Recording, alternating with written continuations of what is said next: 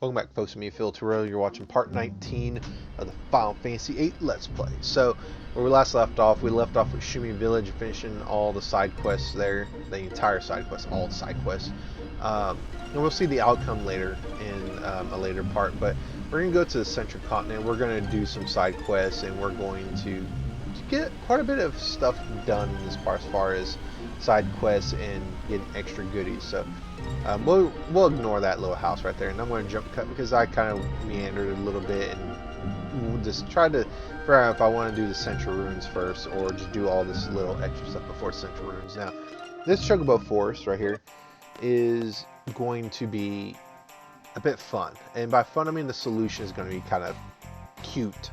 Now, before I do that, talk about the solution. If you want to stock up on 100 Gesho greens. I've never been able to pronounce that item correctly that Chocobos love for food, but this is the best time to get those Gesho greens because I'm stumbling over my words. The Gesho greens here, you can buy them 10 at a time, where everywhere else you try to buy them, you're not going to get them at 10 at a time, so you're going to have to slowly buy them through the menu. You buy one, buy three, whatever, but this is the best time to buy those Gesho greens. So right here, what the solution, the traditional solution to solve this, I'm going to actually do it by accident, and I'm going to forget, hey, I need to go buy the Chocobo to set the last Chocobo. Now, the awesome, super cool solution to this, and I wish they did more Chocobo Forest puzzles like this, is we're going to do bowling right here. That's the unique solution to this. So you're going to set the pins of these Chocobos, which are glitching pretty bad with the visual mod, unfortunately. You're setting up pins of these Chocobos, and you're going to set the ball by the Chocoboy. But I forgot that the ball is set right by the Chocoboy. I'm thinking that if I have to summon a Chocobo here, and it will drop right where the Chocoboy is. But I don't remember that. But if you do what I'm about to do here, you're going to get a standard solution, which only one Chocobo will remain. You talk to the Chocobo, but do it from the right side if you decide to do it this way, because if you do, the Chocobo mother will Goomba stomp you, and you'll be stuck, and you can't access the items that the Chocobo wants to give you. So I'm going to go ahead and ride the Chocobo out of here, just so I can get out of the forest and reset. Now, because I didn't get the items, I'm going to have to solve the puzzle again for the Chocobo. So let's go ahead and do this the correct way to get the bowling event. So you're going to do pretty much the same thing I started with. You're going to set the 4 Chocobos, but after you set the 4th Chocobo, you're going to go to the Chocoboy and set the ball, so to speak, for the bowling event. So let's go ahead and set the pins. We're going to go ahead and do one more in the back. Okay, but what you do? Not in the back, but to the left. So you're going to go ahead and summon this Chocobo. That will summon a 4th one. And then we're going to go and get the ball ready. So let's go ahead and change it back to detect. We're going to go back to the Chocoboy up here. We're going to summon the bowling ball, so to speak. Now, here you can just talk to the Chocobo, and then the Chocobo will run into all the pins. So this is our little bowling event. It's kind of ruined by the glitch in my visual mod. So it took out all the pins, and so now we can talk to the Chocobo. This will summon the mother. Now there's super special items over here in this corner. So it will give us Meteor, Flare, and Ultima stones. All which are good one-shot items to use if you like using high power spells early in the game, which I don't really use them for that purpose. I use them for refining. I'd rather have the stats than have the one-shot items. Now, in this part of Final Fantasy VIII, I went a little stupid there for a second. We're going to get an insane amount of AP really quickly going this way in Centra. The Centra Continent, to be specific. There's a a desert to the east over here. You're going to have to go through some mountains. It's not very easily visible from a distance, but here there's a little bit of a ravine or valley that you can go through. There'll be some more forest to the right, but we're not going to, well, we are going to go there to show it off, but We're going to solve the Chocobo Forest in this area here later, but just know there's a Chocobo Forest right over here. But now we're going to talk about how we're going to farm an insane amount of AP here, because in this part you can actually farm every single Guardian Force ability that our Guardian Forces have by default. And this desert has a very infamous mascot character for Final Fantasy called the Cactar. Now, these little spicy cactus demons have an insane evasion rate, which is one of their things that they're known for. Now, the second thing that they're known for is an ability called 1000 Needles, which will do 1000 points of damage to a character, which could be enough to kill some of our weaker characters that don't have high HP. Now, the third thing that they're also known for is they tend to run, escape the battle so that way they don't get killed. And then the last thing that they're well known for in this game is that they give 20 AP per kill. So for every Cactar you kill, you get 20. Now you probably think, oh man, this battle is going to be hard because they probably have a lot of HP and they probably run when their HP gets low. Wrong. They have a very small amount of HP. Small enough to where Squall can one-shot him if you hit them with Squall's weapon and you do his critical strike with his gunblade. And the good thing about Squall is he has perfect accuracy with his attack, so he'll always hit these Cactars. Now, to give Squall a little bit more wiggle room with taking out these Cactars, I recommend equipping water spells to his elemental junction attack. That will give him probably just enough attack to one-shot all these Cactars that he's going to kill. Now,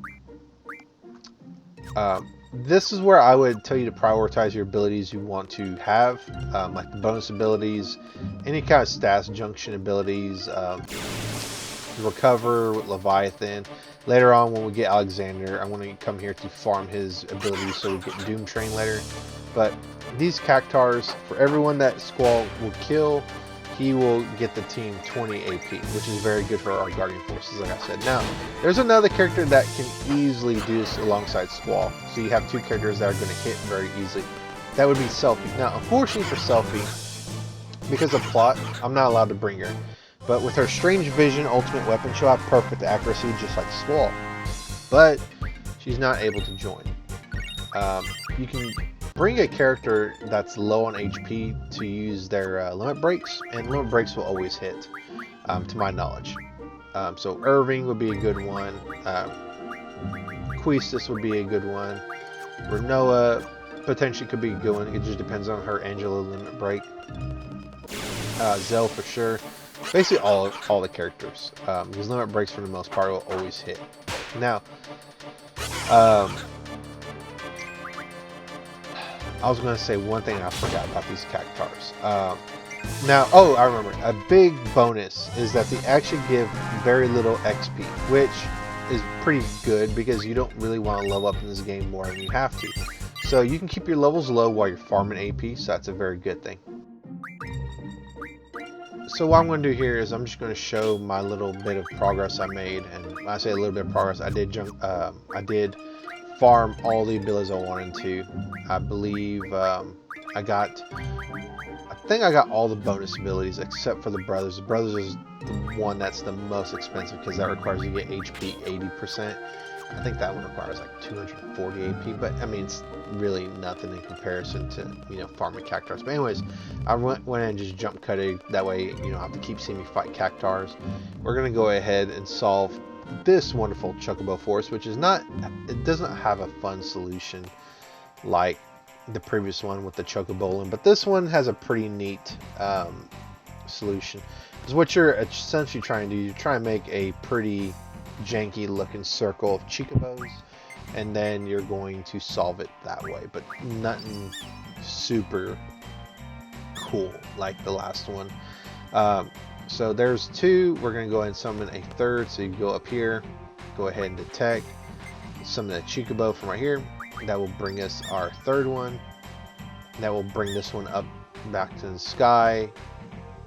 We go ahead and detect. We're going to go ahead and use it right here where that Chocobo was. We're going to catch it, we'll bring it back down. And then we're going to go up here to the upper part. This will bring our fourth Chocobo. And you can kind of see where it kind of makes a circle of Chocobos, but it also kind of doesn't. That's why I said it's kind of janky. but I always try to remember, like, oh hey, you gotta make a ring of chocobos, and then now in the middle you detect and use your radar, and then your choco zener, and then you'll get the last chocobo. And this one will throw a little bit of a hissy fit because, you know, we solved the puzzle, and it makes a cute sound. That one will go up, it will bring down the chocobo that's be by itself. Talk to this chocobo and the mother chocobo will come down. Now if you go to the top right, you can go ahead and get the items in this forest. That way you don't ever have to solve the Chocobo Forest puzzle here, if you ever do decide to come back here, which honestly you'll be coming here again if you want to try to get Alexander's abilities when we get Alexander later on in the game very quickly. So we want to get Alexander's abilities pretty quickly, but we'll cross that bridge when we get to it in Disc 3. Now let's go ahead and ride out of here, and we're gonna get to the real big meat and potatoes of this part, the Centra Ruins.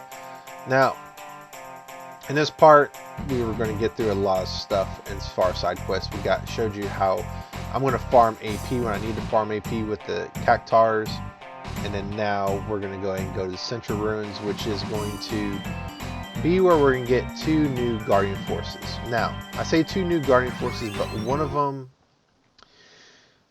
of them you cannot control when it's summoned. The other one you can, and that other one, to my limited, I say limited knowledge, but I've played this game for as long as it's been out. But in the entire time I've played Final Fantasy, there's not a hint of any kind that I was able to find that says how to unlock the second Guardian Force in here. The first one you fight, because you find them and then you fight them, but the second one that's hidden in here, it's kind of convoluted how you even find it, how you even get it to fight you. So this is the Central Ruins right here. Now as you notice, there'll be a timer here, and this timer is going to tick down, and it's Odin that is actually here, and a good old OG summon from Final Fantasy. Now this double pyramid structure is where we're going to find these Guardian Forces, and well, one of them is Odin, of course. Now these Tonberries here, I'll talk about them a little bit, so just run away from these little devils. Now I highly recommend you have Diablos' Encounter None ability if you're playing this on the original Final Fantasy VIII. Now, because this game is a remaster and has modern day conveniences, you can actually turn off the encounters without Diablos' ability. But I'm old school. I like to use Diablos' Encounter None ability. Now, I highly recommend bringing 2 heavy hitters for Odin, and then bringing a 3rd spellcaster. It has a pretty good spell stat, magic stat. Now, all 3 of them, I would highly recommend, highly recommend, and that they have decent magic stats all around. As Odin has a very good spell draw and junction. Here, climb the ladder on the left, not the right. But yeah, you want that spell because it's very valuable. It's a very potent spell. Let's just say that. We'll talk about it when we get to it. Now, this area here, hit the switch, and we're gonna go down, and this will activate another switch that we just passed down there. So just climb down here, and then we will continue on. Squall, you look like got tongue tied there. Squall, you look like you should be falling down. That's what I was trying to say. So examine this computer here, and you'll bring up these steps. Now this is pretty interesting that this ruin has like power and cables and stuff to hit. In the Centra continent, it's kind of not hinted at, it's kind of through the game's lore that there was an advanced civilization here. The Centra Ruins is one remnant of that, and then the other structure you saw earlier next to that one Chocobo Forest that we will be visiting later, that's also a remnant of the Centra civilization that lived here. I'll talk maybe a little bit more about the Central layer, but just know that they were a very powerful civilization, and this ruin is basically one of the leftovers of that powerful civilization. Now, that red eye that we took from the dragon statue, we're going to go up here, place it into the demon statue here. It will give out a passcode. Make sure you write this passcode down, or take a picture of it with your phone, because I thought I could do it without writing it down or taking a picture of it, and I tried to memorize it, and I have absolute shite short-term memory. And so when I go down here to put both the eyes in the dragon statue, I forget it. Now, the good thing is you can go back out the Centra Ruins to reset the timer, and of course Odin's gonna give you, he's gonna haze you, saying, "How dare you? Have you no honor?" Sort of stuff like that. And you can see here, I kind of fumbled the ball and I forgot the passcode. So I'm gonna go ahead and leave and come back and get that passcode. So I'm not ashamed to say, hey, I forgot. So I'm gonna go ahead and leave, come back. That's gonna reset the timer. And also in hindsight, that's going to be very good because it gives me more time with Odin so I can draw out his spells. So go ahead and take both these eyes. I'm going to have to reset the passcode. That's what I'm going to do. So just don't do that. It's pretty embarrassing that I forgot it. And now I'm kind of stalling here, but I guess I'll talk maybe a little bit more about the Centra. But the Centra civilization out here. An event happened in Final Fantasy VIII's history that caused the Centra continent to basically get semi-destroyed with that crater, and then also force its people to the left and right continents, to the Dalek Dukedom, and then on the right to the S-Star continent to found S-Star. And that's how those two countries were founded. Galbaldia came much later. Dalek was first, and as well as S-Star. So let's go ahead. That history lesson aside, let's go ahead and put these eyes in and put in that passcode. So put the left eye in, put the right eye in, put the right eye in, put the right eye in. So go ahead and put the passcode in, which is pretty neat. You're doing it this way with that fire.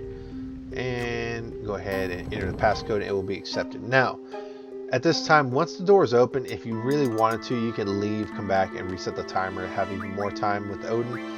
Turn off the encounter none and equip mug on your character who has Diablos, because Odin has a very useful item to nab. You don't really get the ability to junction luck, but Odin has the item where you can teach a Guardian Force the luck junction ability. So let's go ahead and get ready for Odin. He's a pretty tall dude. Now, despite Odin being kind of infamous in Final Fantasy as a pretty strong Guardian Force and pretty cool looking Guardian Force, he's a super easy boss to take on, like super easy. Now, I say he's super easy because he's never going to attack us unless the timer runs out. Now, if you have high attack power characters and a powerful magic caster, this fight will be easy. Now, unfortunately, Odin does have a very high magic defense, but with the triple spell he's carrying, which is the spell we're going to junction, we can kind of sidestep his magic defense. Instead of relying on quality spells, we're going to rely on quantity spells to deal damage with our magic user, which is going to be Renault in this case. Now, I'm going to junction 100 triples from Odin for each of my characters, and then I'm going to steal his luck junction scroll, and then I'm going to proceed to beat him down. Now, I'm, in hindsight, and playing some of the older Final Fantasy, I'm a little bit disappointed. They didn't make a weakness to Odin with the thunder magic, since it would have been a nice little callback to Final Fantasy IV's Odin boss fight. Now, his other spells will include Stop, Death, and Double. Now, Double, we've gotten plenty of opportunities to get Double, and Death, if you really want to not spend any time on Death, when we beat Odin, we'll get his card, and his card will mod into 100 dead spirits, and one dead spirit will mod into 20 dead spells, so we don't have to worry about getting Death. Stop, if you really want Stop, you can get some Stop here, but I really wouldn't worry about it. And there's the luck junction scroll I stole. Now, all you really gotta do is just keep attacking Odin, and then just keep casting magic with your magic caster if you want to bring a magic caster. Now, triple, like double, will allow you to cast 3 spells. Now, this will eat up quite a bit of your magic pool if it's a pretty long boss fight. Now, there's a way to mitigate this later on with certain Guardian Forces, but I don't have that ability, so when I cast 3 spells, I'm going to cast 3 spells. Now, I'm going to cast Thundaga because Thundaga for one part, I really wished Odin had that weakness. And for the other part, well, I have an easy time refining dynamo. I can never say that word. Dynamo stones into Thundaga, so I don't have to worry about it. So like I said, literally, we're gonna be fighting Odin with quantity versus quality spells. Now, you can start chunking the item spells if you want, like Meteor and Ultima and Holy if you want. But like I said, I don't like using those. I like to save them for refinement. Now, I'm gonna get a little bit complacent here. I'm gonna have Zell and Squall beat up Squall. So Squall's gonna beat up himself, and Zell's gonna beat up Squall.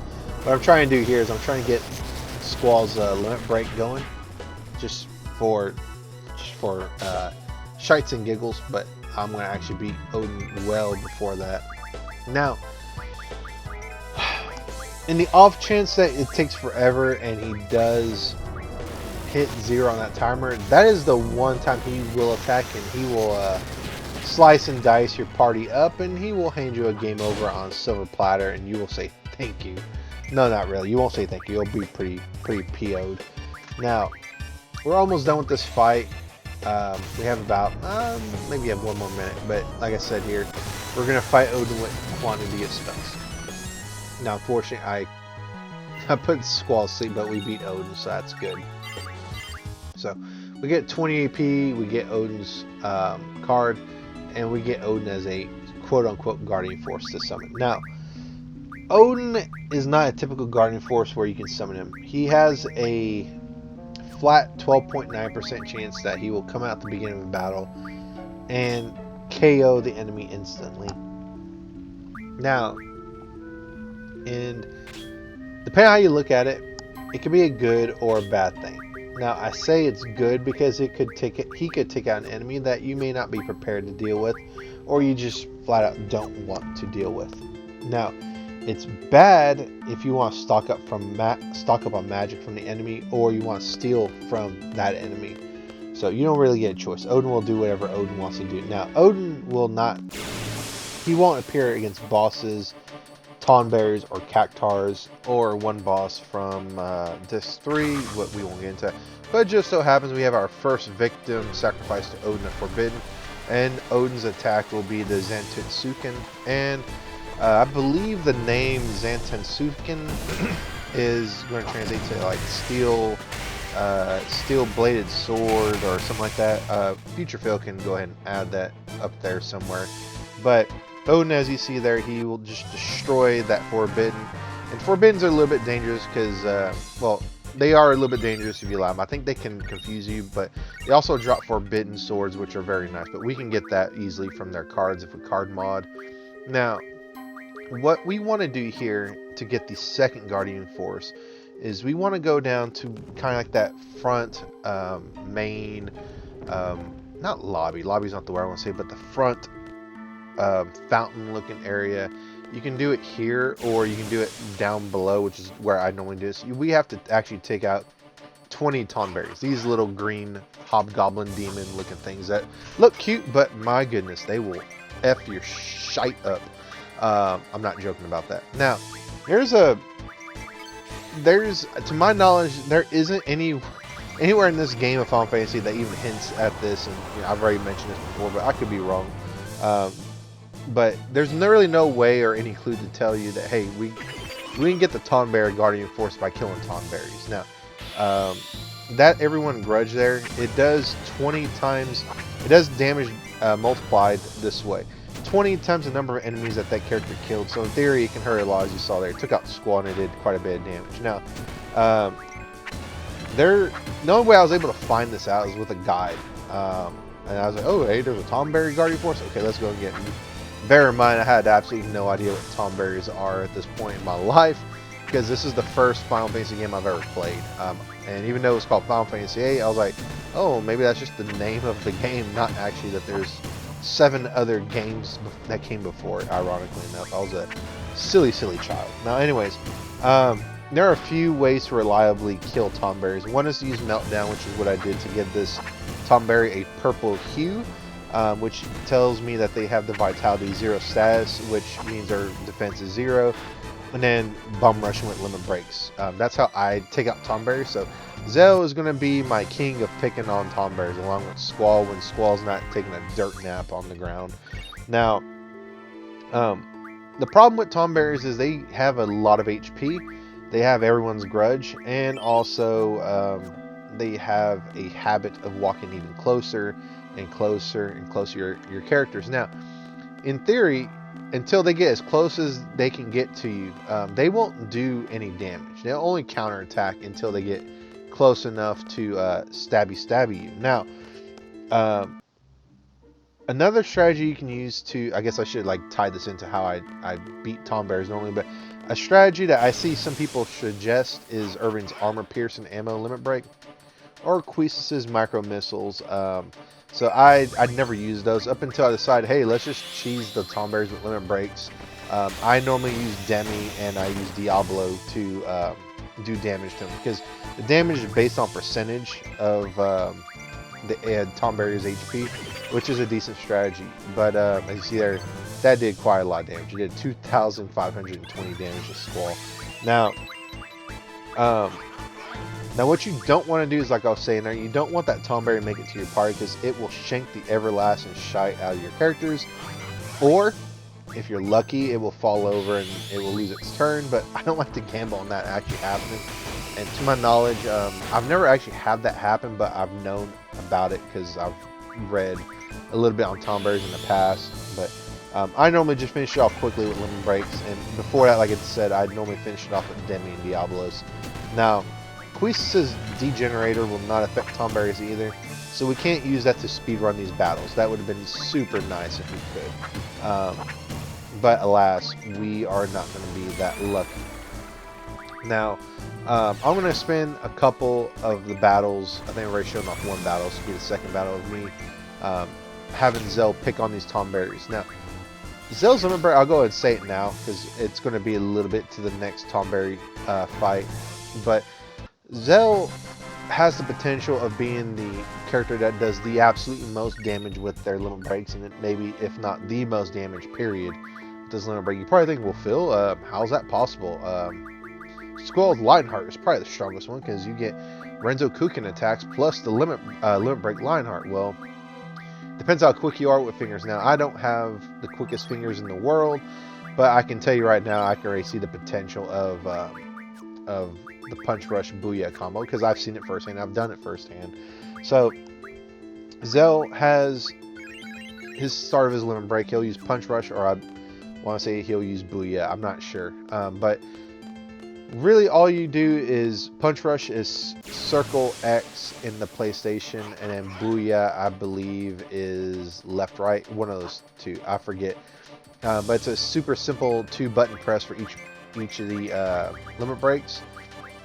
Normally I just do it by muscle memory. I just know it by muscle memory, but I can't remember what the actual inputs are. But it's very possible you can do those in a fraction of a second. So if you're very quick with the timing, you're very quick with your button inputs, then Zell can do way more attacks than the limit break. And in the right conditions, such as Zell having max strength, and then the enemy, as you see, having Vitality 0, then it puts them on equal playing field with Lionheart. It just 100% depends on how quick you are. 2,580 HP damage. Dang. So Punch Rush is going to be 0, Circle X, and then Booyah is going to be left, right. So 2 very basic inputs. And you can get a lot of inputs in with this. Now, the other ones, of course, do way more damage. Like Mach Kick, Dolphin Blow. And here I'm just having a little bit of fun with my inputs.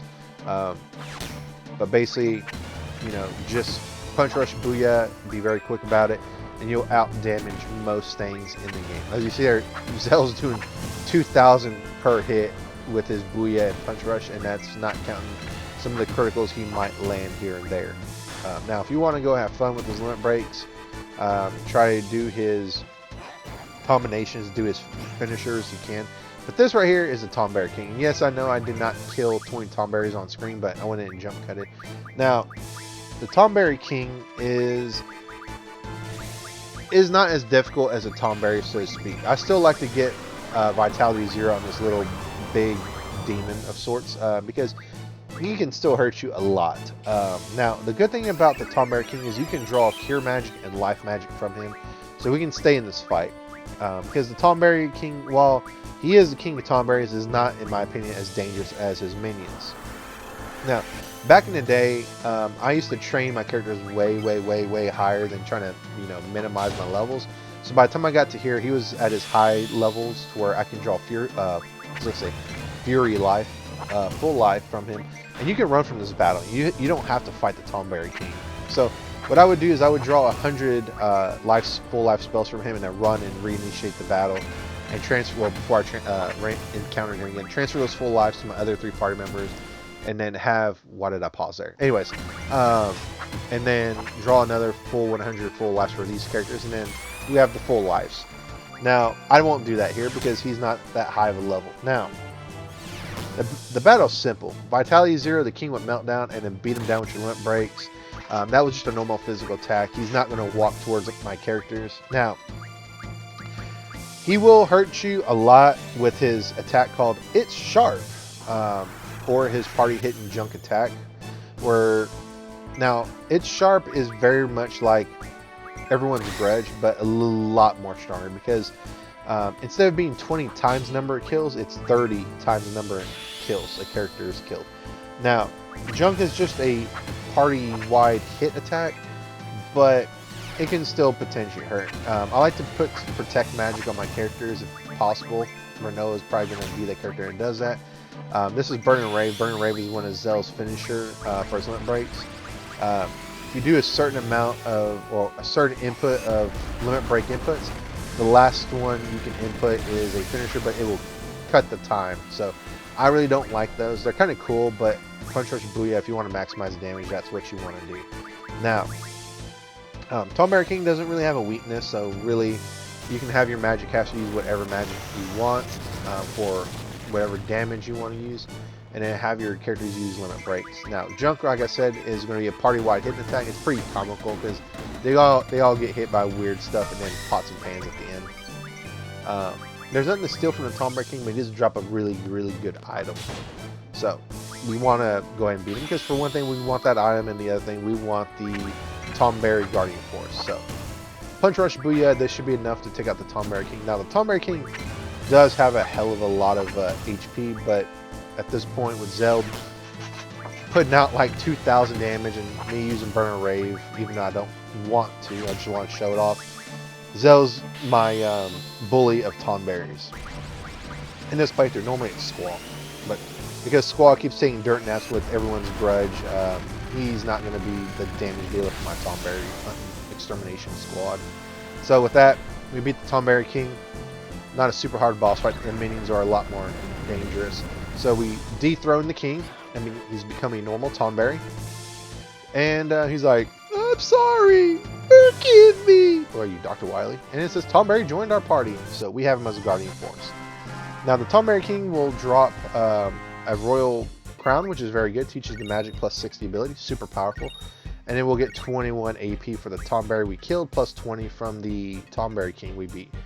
Now, I'll talk more about the Tonberry's abilities in the next part, but he makes shopping great because of his abilities. So it's a really good Guardian Force for that. So he's technically one of the last Guardian Forces you're supposed to get, but we're going to go ahead and get him early because I feel his abilities, they shine a lot better when you get him early.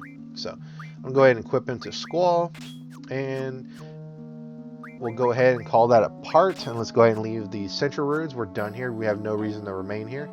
So we'll toodaloo our way out, and I will catch you folks on the next part. If you like this part, please consider subscribing and liking the video. Bye.